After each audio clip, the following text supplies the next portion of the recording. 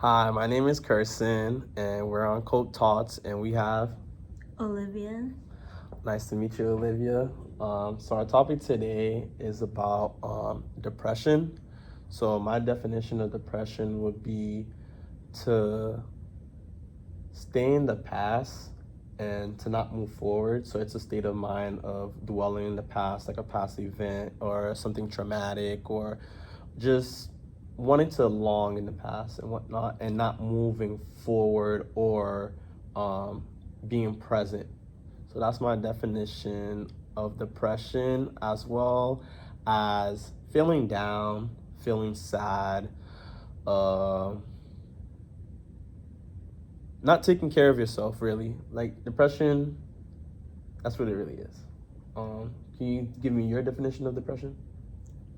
Mm, I would say probably just being stuck on a past memory that was like really um, traumatic, or just something that really affected you personally, and kind of just being stuck on it and not being able to move on from it.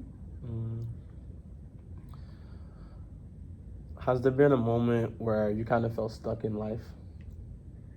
Um, I would say probably in high school, I was like stuck in depression a bit for about 3 years, and like the third year I was like really realizing like I was low-key like addicted to being sad. And like especially the music I was listening to, it definitely like made it harder to move on. So I definitely had to like change up what type of music I was listening to. No more like Juice World or like XX Tension. But yeah.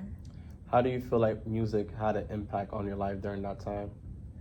I mean, it definitely could be healing at moments. Like sometimes if you really need to cry, it can help you like get through that and help you like cry out and feel what you really need to feel. Also, like it can also just like help you process your emotions without like really focusing too much on the negative if you're listening to like something that's like Positive. helping you go through. I see. How do you feel like those songs or those artists like played a bigger part on the way you was feeling? Because you said like it would, like music helps out, but at times it can also have another effect. So how did that play on you? Yeah, if it was songs about like being depressed or like feeling hopeless, like that can definitely keep you hopeless, I feel. That's true. I think I can relate to what you're saying. Like, it's kind of like a nostalgic feeling. Like you kind of yearn for that. Not, you don't yearn for sadness, but you yearn from, like, for example, like a lot of people usually say, "Oh, I miss how things used to be like back in the day," and sometimes you yearn for that so much it can make you feel sad. Like, damn, I miss the days when I could go outside and be with my friends. We play outside the whole day. We're not on our phones, and like now we look at now how we're living, which everyone's on their phone and whatnot. So that could be like really depressive if you really think about how we used to live back then and compared to now. It's like a big deficit. It's a big difference. Yeah, definitely. Like, I usually like making friends with people who stay off their phone. I don't really mess around much with people who like their comfort is chilling and being on the phone together.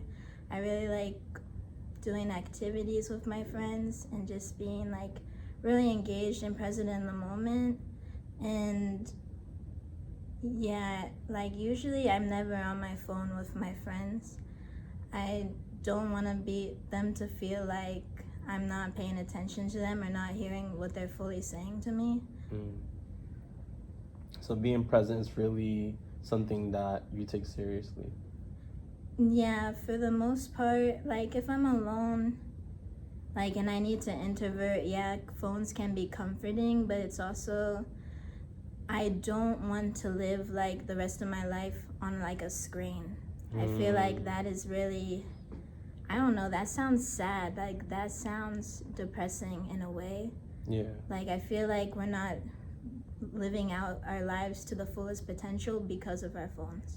I think that's 100% true.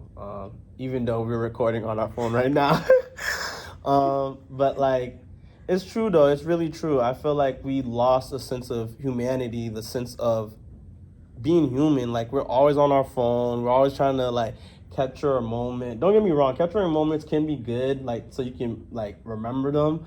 But like always constantly being on your phone, then people keeping up with like social media, like I can see how like it can be so like negative and just sad at times because people don't know how to be themselves anymore. It's kind of like a personality issue in terms of people are always looking at social media to like who to be, how to act, and no one wants to be themselves anymore, or they're too afraid. Yeah, I mean, there was like a month in high school I didn't have a phone at all. And I really like was being more social. I was like making more friends. And like I was really like able to just focus on learning as well. But yeah, my favorite people like growing up, they didn't get technology till like later in life, like in high school, and they were like the funnest people to be around. My favorite friends are terrible texters, and I'm cool with that. Right. Like all I need to do is call them, and if I really want to make a plan, I'll make a plan. That's dope. I think that's most people nowadays. Everyone's so like no one wants to text no more. I mean, or everyone wants to text, but no one wants to be like in presence with people anymore. Everyone has some excuse, oh, I don't got time, or this or that. And I feel like we're missing that social aspect of friendships, being together, learning and growing together. I feel like everyone's growing synthetically, like through social media. Since you can see what someone's doing, you think you're keeping up with them, or you think you have a relationship with them, even though it's not really what it is, kind of in a way. Yeah, also just like texting in general, like you can, because you can't hear the tone of voice, Yeah. you can definitely get misconstrued. Like I remember as a teenager, like I've gotten into fights because I just with my friends just because like they just misunderstood what I was texting, or like I didn't put it the right way, and that led to fights. Like it shouldn't be like that. You should just be having conversations face to face. I think that's also true. Like there's been a lot of times where like I would have like conversations either with my significant other or friends, and it will go south. I think for me, it really happened with my significant others. Like sometimes it would happen with my friends too and whatnot, but it's really like you really got to be there to see people's body language, their tone, their mannerism, and I feel like a lot of relationships end so quickly because of lack of doing that, lack of accountability, or just trying to resolve things in the most logical way, and people just are quick to just press delete and block it. Yeah. Tell me a little bit about yourself. Are you from Boston? Where did you grow up? Yeah, I was born in Kentucky, and then I moved to Florida when I was 6 because my mom had my brothers and they were twins. Oh, wow. So we moved in with my grandparents. and yeah, they both have special needs. So it was kind of like a lot of babysitting, but also just like people not really like fully understanding them or their actions, because one of them's like nonverbal with autism. So, and he's developmentally like a toddler. So like when you go out in public, people get mad at him.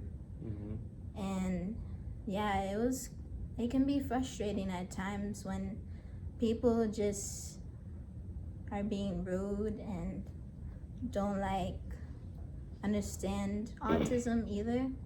I'm sorry you have to go through that.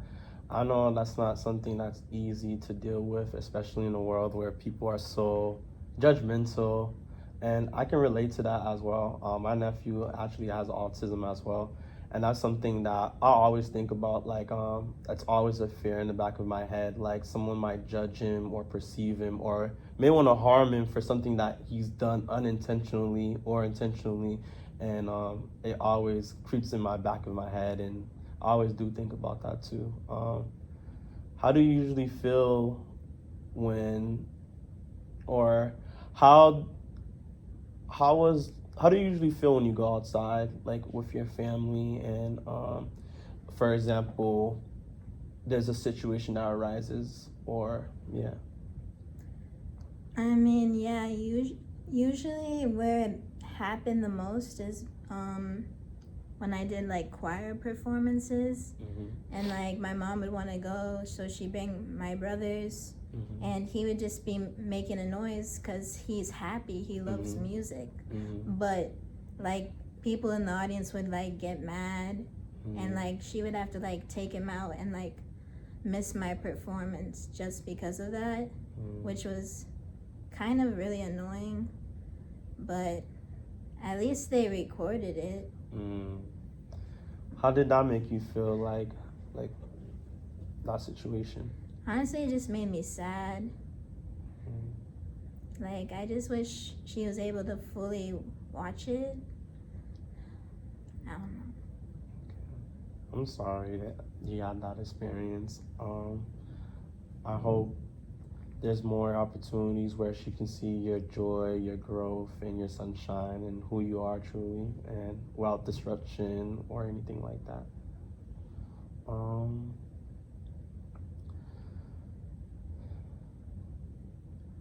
So how often would you feel like this in terms of people not understanding your situation when it comes to your family? It wasn't terribly often. Like, some people are very understanding, because usually people like know someone with autism, but most of the time I'd say they'd be understanding, but it was mostly like at church. We'd always have to go to like the quiet area because people would get mad, like for them interrupting the service. Yeah, usually I would leave with my brother so my mom could hear the service, and I would just watch him outside.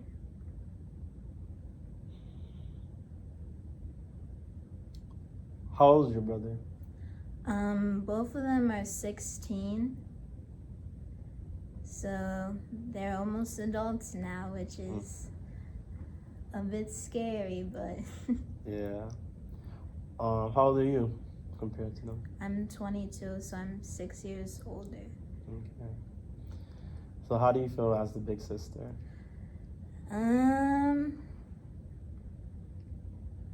I would say I have like kind of a high standard for myself. Yep. Just in order to like succeed in life, but also just like to be able to like provide for them in the future once my mom passes away. But yeah, I've always been working really hard in school to like get good grades, to go to college. And yeah, I would say the job market right now is making it hard for me. Mm. I'm probably like at over 400 job applications right now since I graduated in May. So it can be kind of difficult sometimes to motivate myself just to apply. Yeah. Just know that you're doing amazing. You're doing good. It takes time. What did you major in? Communications with concentration in graphic design. That's cool. Like, so what did you want to pursue with that? Most of my internships have been social media marketing, so ideally go into that or just regular graphic design at like ideally maybe a nonprofit. Okay. I would prefer that. I just want to do something that would make more of an impact than rather just like For money. for money, yes. I dig that. I like that. I hope you find the best and you attract the best opportunity for your journey in life. That's dope. That's pretty dope. So is there like something in particular you like to like draw like digitally? Like do you do sketches or things like that? I mean, yeah, I'm not the biggest drawer, but if I'm gonna do like art, I would do it on Procreate, so like digitally, or I do photography, so I usually just do abstract black and white is usually my preferred style. And I like abstraction a lot. I like making collages. That's dope. I think that is very fun to do. I wish I knew where to get some free magazines, but I think I know a place like the hospitals, dentists, corner stores or something. There's a couple places I think. During high school, how did you get out the depressive state? I would probably say when COVID hit, that helped. Like, I was able to really just take a break.